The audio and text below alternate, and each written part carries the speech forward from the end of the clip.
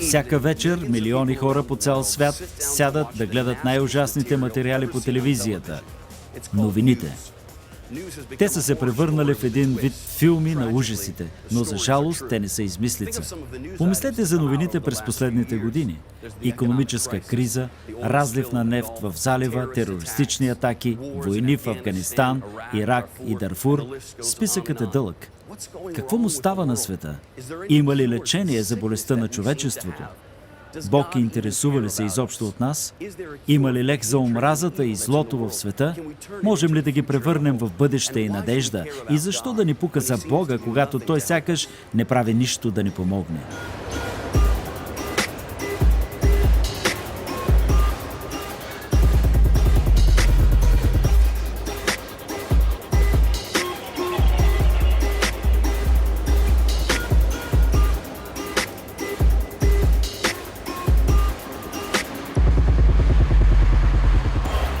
Понякога изглежда, че Бог е далече, но истината е, че Той е направил нещо срещу злото в света. Преди 2000 години Той изпрати Своя Син Исус Христос да умре на кръста за нашите грехове и за греховете на целия свят. Бог слезе от небето, роди се като човек, работеше като дърводелец, живя в народ, завладян от чужди войски, сред бедност и болести. Но Той изцеляваше болните, донесе нов живот и спасение, показа Божията любов на хората около себе си и промени изцяло живота им. Но Исус имаше и могъщи врагове. Политиците и религиозните водачи го предадоха. Беше арестуван, бит, бичуван. На главата му сложиха венец от тръни. Беше прикован на кръст на Голгота. Там Той умря за твоите грехове. Приятелю, Той понесе всичко, защото беше част от Божия план за спасението на твоята и моята душа. Бог не пренебрегва човешкото страдание. Също като новините вечер, Евангелието показва, че с човечеството е станало нещо ужасно. Но за разлика от тях, то казва, че Бог е направил нещо, за да промени всичко това.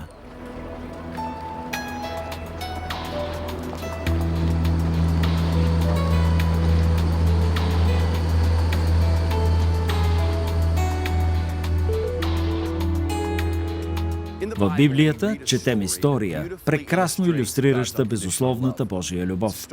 Един младеж отишъл при баща си и поискал наследството си. След това напуснал дома си и пропилял всичко. Положението му се влошавало, докато не се оказал в кочината на прасета, където живеел и ядял с тях и се борел да оцелее. Младежът решил, че е време да се върне от дома. Когато бащата вдигнал очи и видял сина си в далечината, реакцията му била изумителна. Неговата реакция е прекрасна метафора за Божията любов към нас. Приятелю, Бог те обича. Той плати цената за твоя грях и иска да се върнеш у дома. Чуйте посланието на евангелизатора Райнхард Бонке, за да разберете Божията любов към вас и промяната, която Той ви предлага днес. Когато блудният син се завърна от дома, баща му го видя. Той беше възрастен човек, но Библията каза, че се зачита. Възрастните хора не обичат да тичат. Питайте мен. Алилуя! Искам да ви разкажа за бащата. В Лука, 15 глава. Когато бащата видя сина си, той се затича. Затича се. Разсъждавал съм за това много пъти. Защо се затича?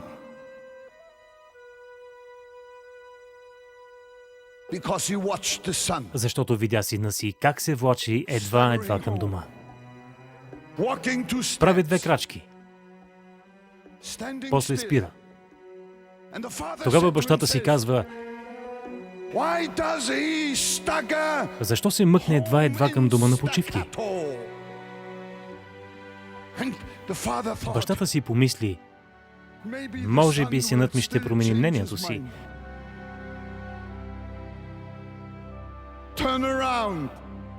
Ще се обърне и ще се върне към кочената на прасетата.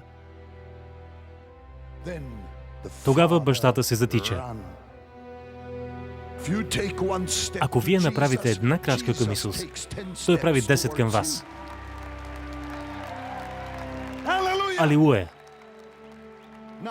Ето защо цитирах тези стихове. Бащата дори не искаше да знае греховете на сина си. Нито дума за греховете му. Никакви обвинения. Синът направи всичко, което можеше. Прибра се у дома.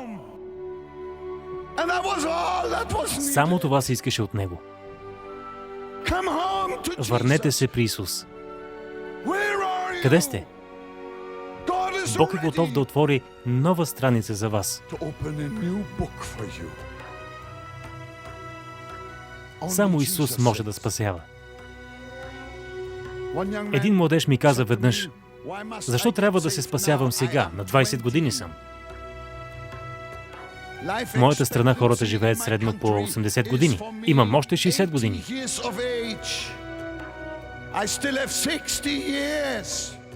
Може да се спася, когато стана на 70 или на 79.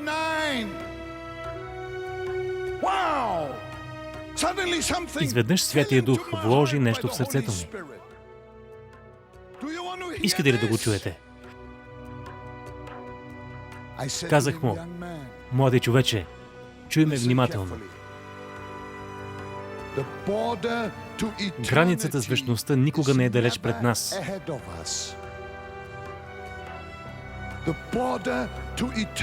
Границата с вечността винаги върви успоредно на живота. И всеки ден може да бъде прекрачена. Не можеш да си сигурен дали ще доживееш дори до утре сутринта.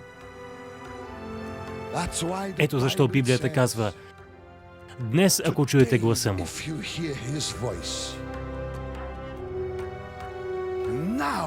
днес е денят на спасението ви. Може да сте само на една крачка от вечността. Но в момента сте само на една крачка от спасението. Чрез Исус Христос.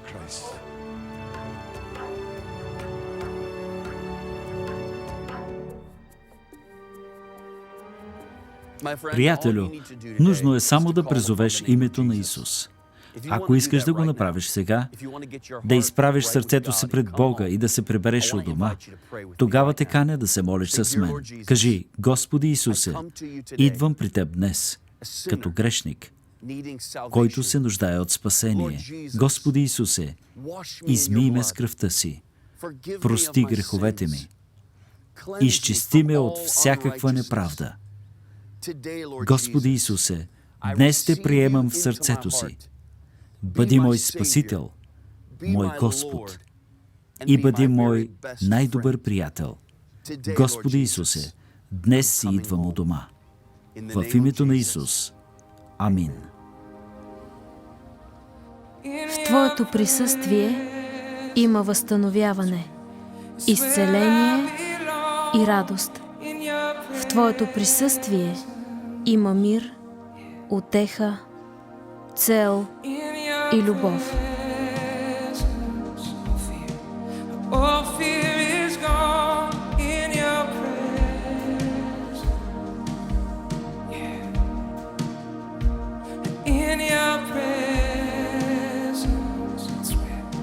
It's where I belong, in your presence.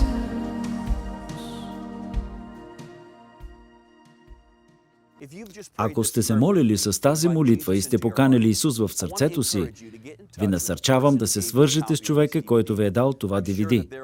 Той ще ви помогне да се намерите местна църква, в която можете да се включите като член.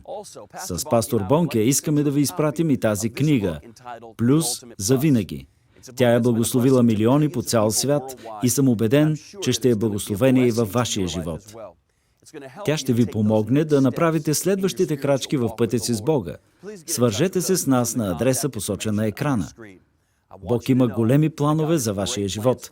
Предстоят ви вълнуващи неща в Неговото име. Благодаря, че ни гледахте днес. За нас беше удоволствие да сме с вас. Бог да ви благослови. Nothing really satisfies.